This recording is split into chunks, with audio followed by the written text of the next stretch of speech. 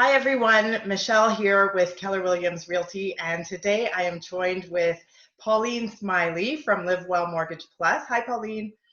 Hi, great to be Hi. here.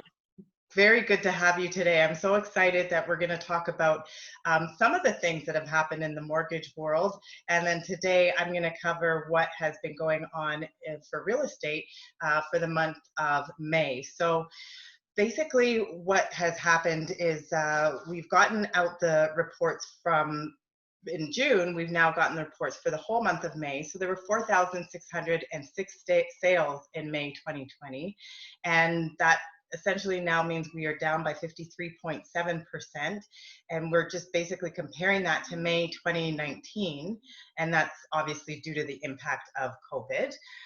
Month over month, so if I look at April, May 2020, and then I compare it to May 2020, sales have actually increased. So 55.2%, they went up month over month. So it is nice to see that, yes, we definitely saw the slowdown with COVID, but as businesses are starting to open up and our new normal has come into play, we are seeing the serious buyers and sellers kind of come out of the woodwork. So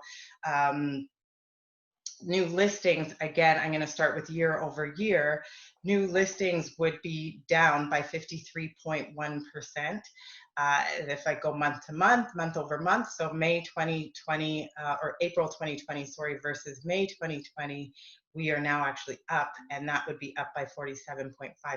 So people coming out of the woodwork, people who really do have to move, are saying, okay, you know what, I'm going to put that listing up on the market. We were seeing virtually very little inventory in April, so it is welcoming to see the inventory come out in May. Average sale price, and I think that's something that a lot of people ask, is what's happening with my house price. So the average sale price and what's happened with that overall, now this is going to be for all home types, month over month. So April, again, 2020, reviewing that with May 2020, month over month, we're up by 4.6%. And then if I go year over year, so May 2019 to now May 2020, we are up by 3%. And that brings our average house price for all home types up to $863,600 for 2020. So that gives you an idea. We are starting to see more movement.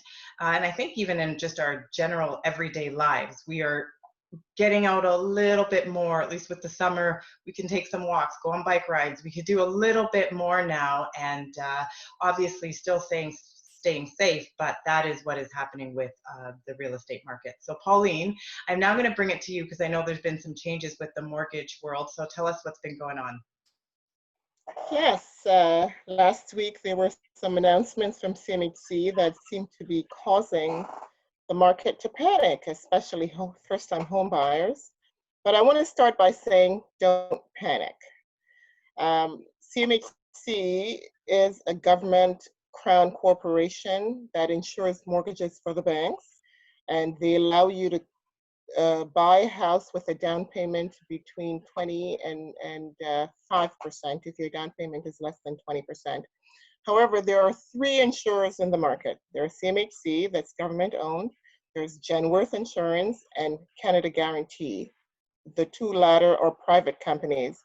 They have announced that they're not following suit. They're not going ahead with the changes that CMHC made. So rest assured, if someone who has only 5% down wants to buy a house, they can still buy as normal, business as usual, and these changes will not impact them. Their mortgage will be insured by Genworth or Canada Guarantee.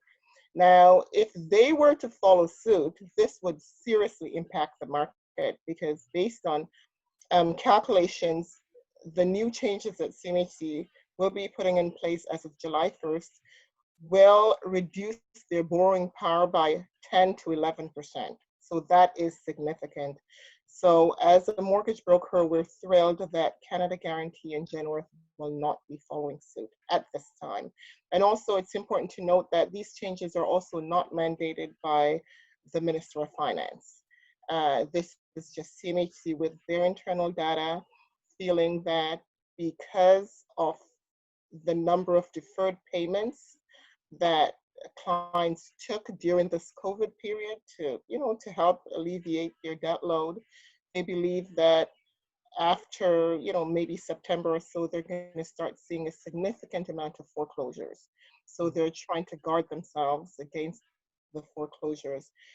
Doesn't quite make sense to me, because the mortgages that they would be approving now, how would they foreclose? Right. Those mortgages are going in for 5 years. If there's going to be arrears, like, someone wouldn't qualify for a mortgage now unless you're not working. Sorry, wouldn't qualify for a mortgage now unless you are working. Mm-hmm. So I don't quite get why you would tighten the rules now in anticipation of foreclosure. Foreclosure is going to happen with deals that are already on the books. But it is what it is. Rest assured, there are alternatives. As I mentioned earlier, there's Genworth and there's Canada Guarantee, who would pick up the slack, and it would be business as usual. I think that's a breath of fresh air to hear, because there was a lot of panic. And, especially for the first time home buyers that we have been working with, to hear you're approved for an amount and then hear 10 or 11% less, especially in our GTA area where prices are still significantly high, it's disheartening. So I am glad to hear that. Yes. Yeah. Yes, it is refreshing to know that the other two insurers are not following suit, and it will be business as usual. Yeah, and for the most part, we've kept things quite conservative. I mean, we just had the stress test. We've been very conservative with our numbers. Exactly, and the first-time home buyers or people buying with the lower income bracket are always the one affected. So this would be a double whammy for them if all the insurers should follow suit. So we're quite happy that the other two are not. And for you, Michelle, for your clients, it's good news. Good Yeah, news. absolutely. Market is picking up as well. So overall, it's good news. It is. It is. So thank you again, Pauline, for coming through. Everybody, if you have more questions, please feel free to reach out to either myself or Pauline. All our information will be below. We wish you all stay safe in this time, and we'll be back again. So thanks again, Pauline, and everybody. Take care. Bye. Thank you. Bye, everybody.